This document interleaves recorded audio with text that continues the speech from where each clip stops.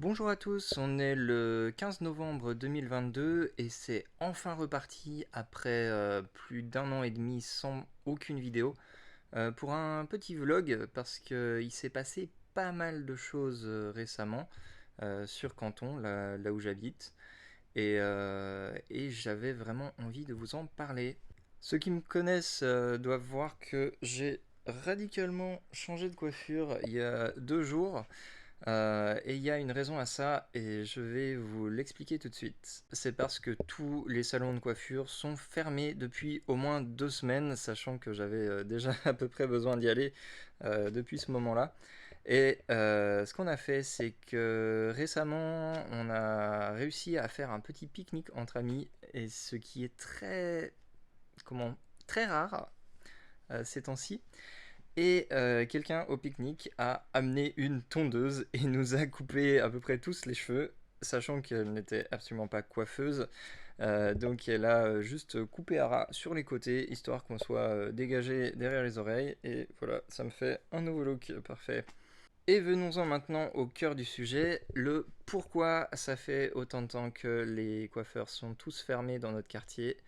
Et pourquoi on ne peut pas sortir de notre quartier? C'est parce que le gouvernement chinois est toujours en lutte contre ce fameux Covid-19.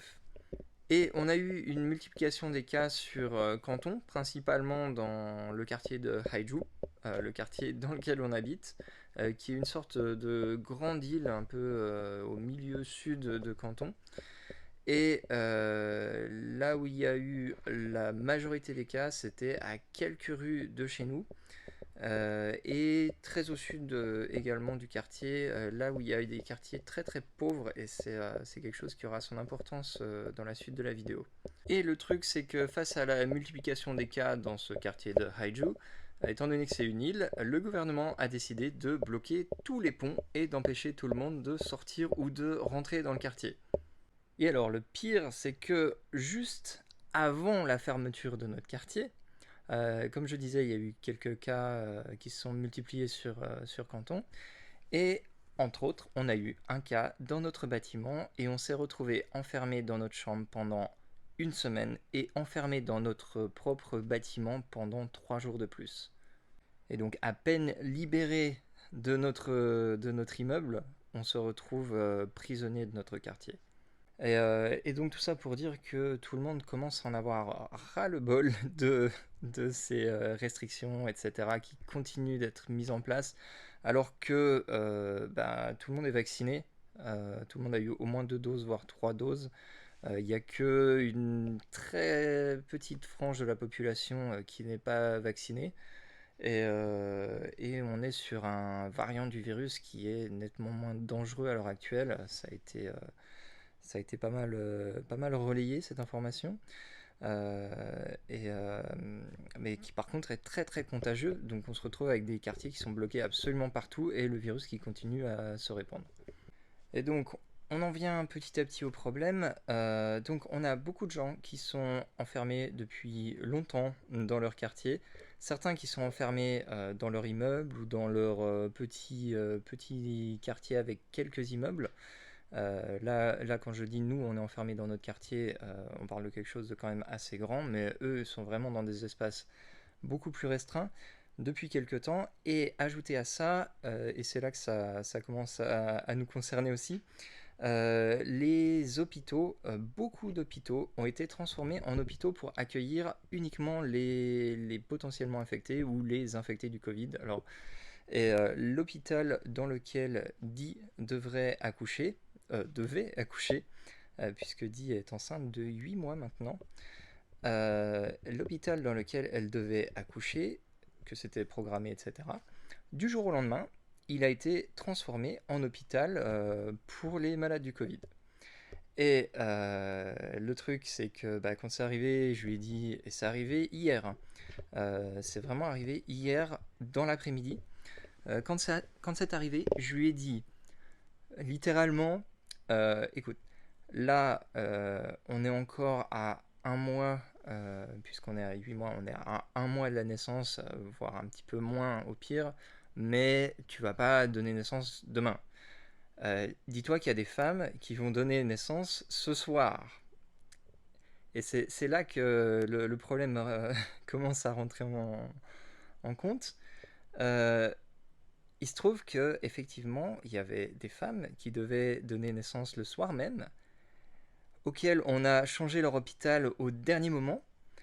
Et chose qui se rajoute à ça, la plupart des hôpitaux n'acceptent pas les gens qui n'ont pas fait de test de Covid il y a moins de 24 heures. Ça veut dire qu'on est obligé de faire des tests de Covid tous les jours si on veut être sûr que l'hôpital, pour accoucher, veut bien accepter que la femme rentre dans l'hôpital. On est vraiment à un niveau... c'est juste complètement incroyable.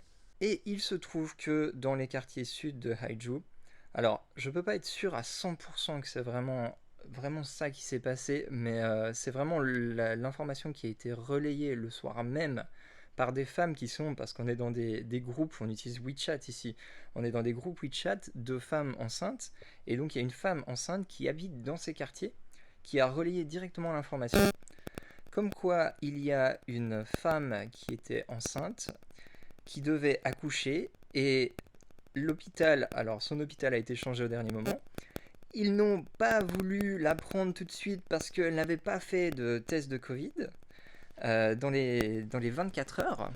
Donc pas de test de Covid de moins de 24 heures.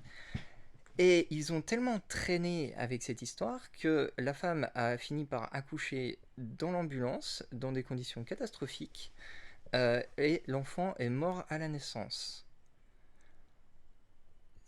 Le truc, c'est que dans ces vieux quartiers, il y a beaucoup de travailleurs migrants qui viennent du Roubaix. On a beaucoup parlé du Roubaix parce que c'est justement la région dans laquelle le coronavirus s'est développé au tout début.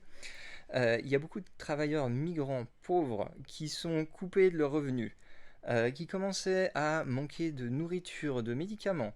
Et là, on se retrouve avec une femme dont l'enfant meurt dans l'ambulance à cause de restrictions Covid.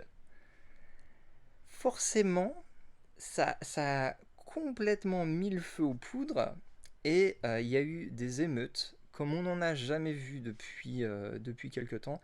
Et le gouvernement a eu beaucoup de mal à mettre hors ligne toutes les vidéos qui commençaient à circuler. Ils ont dû envoyer l'armée et a priori il y a un travailleur qui aidait pour soigner, etc., pour faire les tests, etc., qui s'est fait battre à mort là-bas.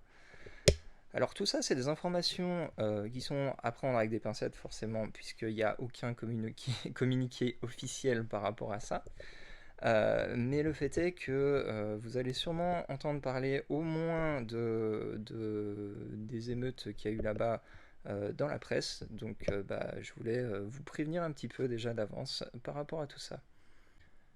Alors après vérification, il y a la BBC qui a fait un article sur le sujet, donc je vous mettrai le lien en description. Par contre c'est tout en anglais, donc pour les non anglophones, il faudra utiliser un petit peu Google Translate. Et puis, je pense que oui, vous aurez sûrement des news en français très prochainement par rapport à ça.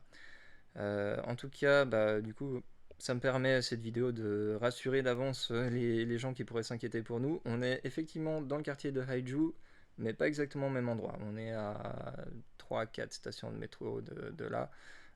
Et nous, on a juste vu passer la police anti-émeute.